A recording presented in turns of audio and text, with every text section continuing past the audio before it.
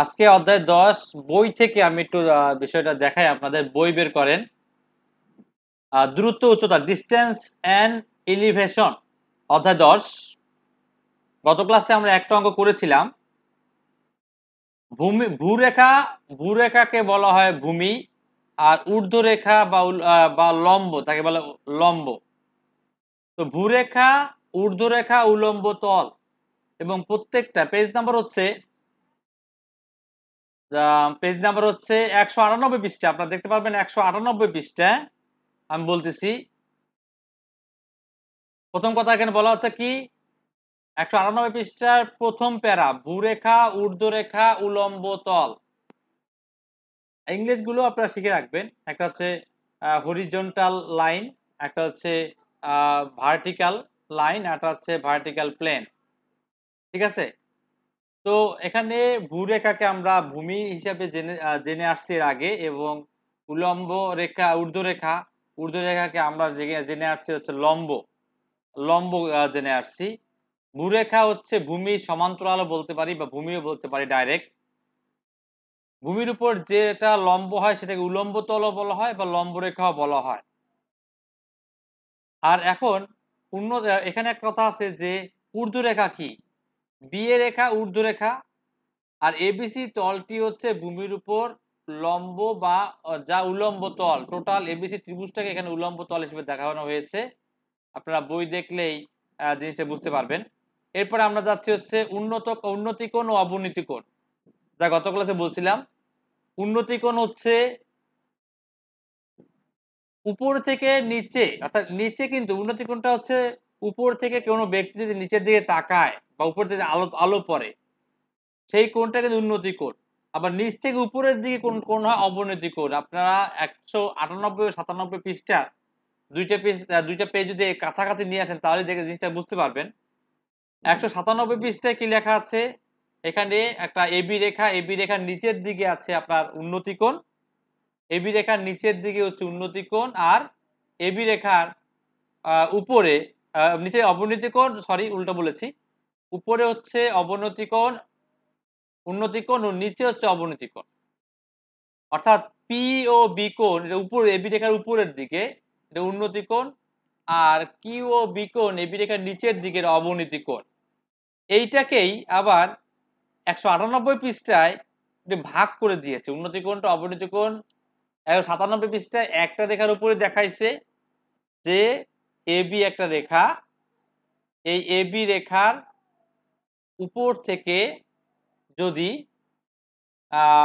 এর ও বিন্দুতে, এবি রেখার নাম দিই আমি এবি রেখা, এবি রেখার ও বিন্দুতে, ও এখানে ও বিন্দুতে উপর থেকে যদি আমার হয় কি বলে, উপর থেকে এখানে এই ও বিন্দুতে যদি কোনো আলো পড়ে বা কোনো এই রেখা কল্পনা করা হয়, তাহলে এখানে উন্নতি কোণ। আবার নিচ থেকে উপরের দিকে এখান থেকে এলো অবনতি কোণ। একটা কথা কি, এই উন্নতি কোণ অবনতি কোণ দুটো যে ত্রিভুজে একই কোণ হিসাবে আমরা কাজ করব পরে, কিন্তু উন্নতি অবনতি কথার ক্ষেত্রে মাথায় রাখতে হবে। উন্নতি কোণ বলে যে একটা গাছ, আমি একটা উদাহরণ দেই, ধরো একটা গাছের শীর্ষবিন্দু থেকে, গাছের পাদদেশ থেকে, বা গাছের গোড়া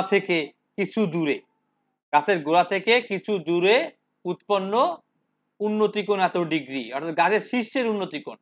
এই গাছের শীর্ষে থেকে কোনো আলো পড়ে এখানে উন্নতি কোণটা হয়েছে, এটা কিন্তু আপনাদের মাথায় রাখতে হবে। আবার কি অবনতি কোণ কিরকম, অবনতি কোণ হচ্ছে যে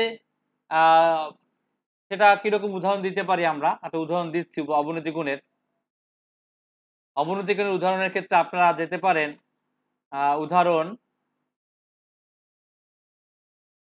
উদাহরণ 4, পেজ নাম্বার হচ্ছে 200 পৃষ্ঠা। উদাহরণ 4, 200 পৃষ্ঠা। এখানে কি বলছে যে মাটিতে খুঁটিটির স্পর্শ বিন্দুর অবনতি কোণ, মাটিতে খুঁটিটির স্পর্শ বিন্দুতে অবনতি কোণ। অর্থাৎ একটা খুঁটি বলছে, এখানে বলছে একটা খুঁটি, একটা গাছটা হেলে পড়ছে। তো হেলে পড়ার পরে গাছটা দাঁড়া করানোর জন্য যে আমরা খুঁটি দেই, আমি একটা গাছ আঁকলাম, এই গাছটা হেলে পড়েছে, ঠিক আছে, এই গাছটা হেলে পড়েছিল। তো গাছটা দাঁড়া করানোর জন্য আমরা কি করি, খুঁটি দেই। কেউ গ্রামে যে থাকলে আপনার আপনাদের এটা বুঝতে পারবেন যে এরকম গাছটা হেলে পড়ার জন্য এখানে খুঁটি খুঁটি দেওয়া হয় যাতে গাছটা হেলে না পড়ে। তখন বলছে যে এই যে খুঁটি দেওয়া হয়েছে, সেই খুঁটিটা তোমার হচ্ছে যে মাটিতে খুঁটির স্পর্শ বিন্দুর অবনতি কোণ, অর্থাৎ খুঁটি কোথায় স্পর্শ করেছে, মাটিতে খুঁটির স্পর্শ বিন্দুর, অর্থাৎ মাটিতে যেখানে খুঁটি স্পর্শ করেছে সেই বিন্দু থেকে যে খুঁটির উপরে যে অবনতি কোণটা হয়েছে, কোণটা কিন্তু আমার মাটিতে না, কোণটা কিন্তু এইখানে, কোণটা হচ্ছে এইখানে। তো এখানে কার সাথে কোণটা উৎপন্ন হবে, এখানে কোণটা উৎপন্ন হবে ভূমির সমান্তরাল রেখার সাথে। ভূমির সমান্তরাল এখানে একটা রেখা কল্পনা করতে হবে, সেই সমান্তরাল রেখার সাথে এই কোণটা 30 ডিগ্রি কোণ উৎপন্ন করলো। অর্থাৎ এটা যে ভূমির সমান্তরাল রেখা, তো ভূমি কিন্তু নিচে, তো এই দুটো রেখা কিন্তু পরস্পর সমান্তরাল, তাহলে এই কোণটা 30 ডিগ্রি হলে এই কোণটাও 30 ডিগ্রি, এই কোণটা 30 ডিগ্রি হলে সেই ক্ষেত্রে এই কোণটাও 30 ডিগ্রি হবে, কারণ এরা একান্তর কোণ। কিন্তু আমি কিন্তু এই কোণটা পাইনি, অর্থাৎ ত্রিভুজের ভিতরের কোণটা কিন্তু আমি পাইনি, আমি পেয়েছি অবনতি কোণ হিসাবে বাইরের কোণটা। আমার কথা কিন্তু এই কোণের কথা বলেছে, এই কোণের কথা বলেছে, অর্থাৎ বাইরের যে আমি কোণটা এঁকেছি, আমি একটু তীর চিহ্ন দিয়ে দেখাচ্ছি, এই কোণটা আমি কিন্তু পেয়েছি। কিন্তু আমি যে ক্রস চিহ্ন যে কোণটা দেখাচ্ছে এটা কিন্তু আমি পাইনি, এটা কিন্তু জাস্ট আমি একান্তর কোণের শর্ত অনুসারে এই ভিতরের কোণটা পাবো। তো অবনতি কোণ, আমি আবার বলতেছি, অবনতি কোণ কথার ক্ষেত্রে উল্টো বুঝায়। যেমন এখানে কথা বলতেছে মাটিতে খুঁটিটির স্পর্শ বিন্দুর অবনতি কোণ, মাটিতে খুঁটিটির স্পর্শ বিন্দুর অবনতি কোণ বলতে আবার এটা বুঝেন না যে এই মাটি, অর্থাৎ এখানে যদি মাটির স্থানটা আমি যদি সাপোজ সি, এখানে বইয়ে যদি সি বিন্দু দিয়েছে, আমি সি বিন্দু দিলাম যে মাটিতে খুঁটিটা সি বিন্দুতে স্পর্শ করেছে, তার মানে সি বিন্দুতে স্পর্শ করে এই 30 ডিগ্রি। আপনারা মনে করবেন না যে বিসিএ বা এসিবি মনে হয় এইটা অবনতি কোণ, তা কিন্তু না। খুঁটিতে স্পর্শ বিন্দুর অবনতি কোণ বলতে এই স্পর্শ বিন্দু সি থেকে যে খুঁটিটা গেল সেই সি থেকে বিতে এইখানে অবনতি কোণটা উৎপন্ন হয়েছে ভূমির সমান্তরাল রেখার সাথে। ঠিক একই নিয়মে উন্নতি কোণটা তাহলে কোনটা, ওই যেমন আমি 1 নম্বর অঙ্কে গত ক্লাসে পড়েছিলাম যে মিনারের শীর্ষে, তার মানে মিনারের শীর্ষে কি কোণটা হয়েছে, তা কিন্তু না। মিনারের শীর্ষে থেকে যে রেখা কল্পনা করা হয়েছে বা যে আলো কল্পনা করা হয়েছে সেই আলো দিয়েই কিন্তু ভূমিতে কোণটা উৎপন্ন হয়েছে। কথাটা কিন্তু বলছে মিনারের শীর্ষে উৎপন্ন উন্নতি কোণ, কিন্তু উন্নতি কোণটা কিন্তু ভূমিতে, অর্থাৎ উপরে থেকে যখন বল মিনার শীর্ষে উপরে থেকে নিচের দিকে, উপরে থেকে নিচের দিকে, সেজন্যই বলছি আপনারা 198 পৃষ্ঠা আবার যেতে পারেন, যে দেখতে পারেন যে উপরে থেকে নিচের দিকে যদি আমি কোনো আলো বা কোনো রেখা কল্পনা করি সেটা উন্নতি কোণ, আবার নিচ থেকে উপরের দিকে সেটা হচ্ছে অবনতি কোণ।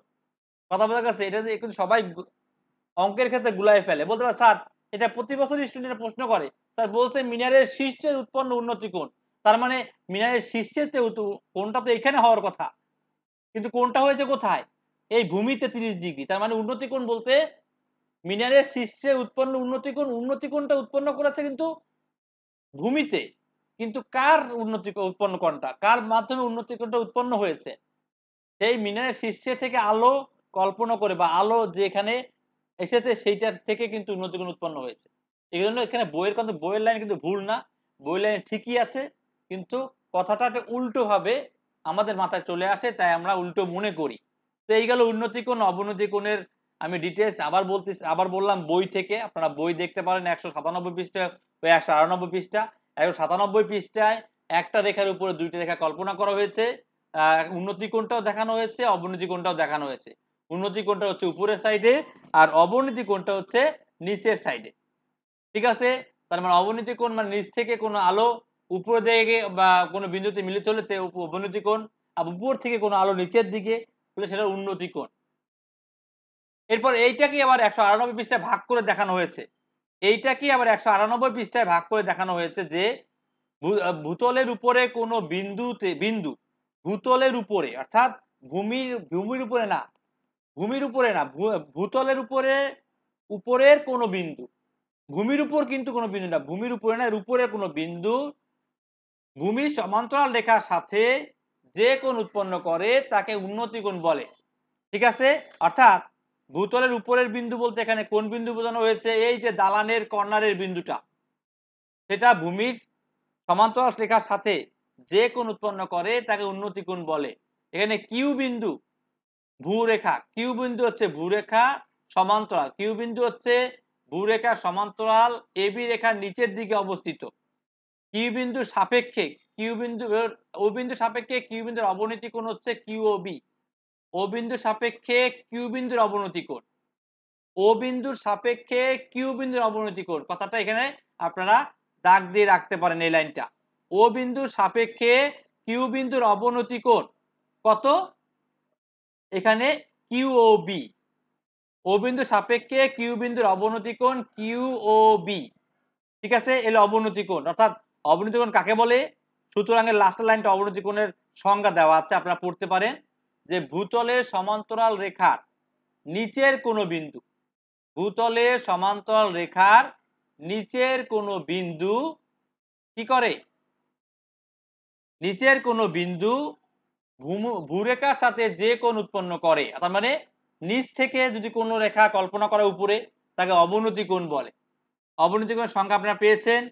আর উন্নতি কোণের সংখ্যা 198 পৃষ্ঠার প্রথম লাইনটাই, যে ভূতলের উপরের কোনো বিন্দু ভূমির সমান্তরাল রেখার সাথে যে কোণ উৎপন্ন করে। উপরের কোনো বিন্দু ভূমির সাথে যে কোণ উৎপন্ন করে তা উন্নতি কোণ, নিচের কোনো বিন্দু ভূমির সাথে যে কোণ উৎপন্ন করবে তাকে অবনতি কোণ। এখানে ভূমি বলতে আমি বুঝাচ্ছি ভূমির সমান্তরাল সরল রেখা। এখন বলেন আপনাদের উন্নতি কোণ অবনতি কোণ ক্লিয়ার কিনা? আমি আবার বলতেছি, উন্নতি কোণ হচ্ছে ভূমির উপরের কোনো বিন্দু, ভূমির উপরের কোনো বিন্দু ভূমির সমান্তরাল রেখার সাথে যে কোণ উৎপন্ন করবে। আর ভূমির নিচের কোনো বিন্দু, ওই রেখার নিচের কোনো বিন্দু ওই ভূমির সমান্তরাল রেখার সাথে যে কোণ উৎপন্ন করবে সেটা অবনতি, আর উপরের বিন্দু হলে সেটা হচ্ছে উন্নতি কোণ। এখন ক্লিয়ার কিনা সবার কাছে? অবনতি উন্নতি কোণ ক্লিয়ার কিনা আমাকে প্রশ্ন করবেন না বুঝলে। এরপরে যাই হচ্ছে আমি কোণের কথা বলি। কোণের কথা, এই যে 30 ডিগ্রি কোণ, আমরা জানি যে কোণই বলি না কেন, কত ভালো করে খেয়াল করতে হবে, মিস্টেক হতেই পারে গত ক্লাসের কথায়। 30 ডিগ্রি কোণ মানে যে কোণ বলবো তার বিপরীতটাও লম্ব, যে কোণের কথাই বলবো তার বিপরীতটা হচ্ছে লম্ব। ঠিক আছে, তো আমি যদি কোণটা, আমরা যদি কোণ নেই 30, আমরা নিতাম থিটা, থিটা কোণের বিপরীতটা লম্ব বলতাম। তো কোণ যদি 30 ডিগ্রি, এটা যদি আমার 30 ডিগ্রি কোণ হয়, 198 পৃষ্ঠায় দেখতে পারেন, যদি প্রথম প্রথম এইটা 30 ডিগ্রি কোণ, সেই 30 ডিগ্রি কোণের বিপরীত বাহুটা হচ্ছে লম্ব, তাহলে সমকোণী ত্রিভুজের একটা কোণ যদি 30 ডিগ্রি হয়, সমকোণী ত্রিভুজের যদি একটা কোণ 30 ডিগ্রি হয়, তাহলে বাকি কোণটা হলো 60 ডিগ্রি। তাহলে 60 ডিগ্রি যে কোণটা বড় তার বিপরীত বাহু বড়। আমি কি বলি না বলি এটা না বুঝে আমি কি যুক্তি দেখাইছি এটা বুঝলেই হয়ে যায়। লেখার ক্ষেত্রে মিস্টেক হতেই পারে, আপনার ক্ষেত্রে মিস্টেক হতে পারে, আমার কথাটা বুঝতে হবে যে যেহেতু স্যার বলছে যে যে কোণ ছোট তার বিপরীত বাহু ছোট, যে কোণ বড় তার বিপরীত বাহু বড়, তাহলে 30 ডিগ্রি কোণ বললে তার বিপরীত বাহু কি? ছোট। আর বিপরীত বাহু, কোণের বিপরীত বাহু লম্ব, তার মানে লম্ব কি? ছোট। কার চেয়ে? ভূমির চেয়ে। 45 ডিগ্রি কোণ বললে অপর কোণটা 45 ডিগ্রি, তার মানে ভূমি আর লম্ব সেম। কারণ সমকোণী ত্রিভুজের তিনটা কোণের সমষ্টি 180, একটা 90 হলে বাকি দুইটা যোগফল 90, তার মধ্যে একটা 45 হলে বাকিটাও 45। 198 পৃষ্ঠে আপনারা দেখতে পারবেন 45 ডিগ্রি কোণ হলে ভূমি লম্ব সমান 2 নম্বর পার্ট। 1 নম্বর পার্ট কি হচ্ছে কি? 30 ডিগ্রি কোণ হলে ভূমি বড় লম্ব ছোট, কারণ কোণ ছোট 30 ডিগ্রি, এর লম্বটা অর্থাৎ কোণের বিপরীত বাহুটা কি হবে? ছোট হতে বাধ্য। ঠিক আছে, যেমন এই যে কোণ, আমি যদি কোণ আঁকি 30 ডিগ্রি কোণ আঁকি, কোণটা কি ছোট? কোণটা কি ছোট, তার মানে এখানে লম্বটাও এই কোণের সাপেক্ষে, কিন্তু এই কোণের সাপেক্ষে, তার মানে লম্বটাও কি হবে? লম্বটাও ছোট হবে। কার চেয়ে? ভূমির চেয়ে। অতিভুজ তো অলওয়েজ বড়, অতিভুজ নিয়ে কিন্তু তুলনা করতেছি না, ভূমি আর লম্ব নিয়ে। আবার যদি 60 ডিগ্রি কোণ হয়, 60 ডিগ্রি কোণ হলে তাহলে আবার কি? লম্বটা 60 ডিগ্রি কোণ, তাহলে এই কোণটা যদি 60 ডিগ্রি হয় তাহলে অপর কোণটা কত হবে? অবশ্যই 30 ডিগ্রি হবে, কারণ 90 ডিগ্রি বাদে বাকি কোণ নিয়ে কাজ করতেছি।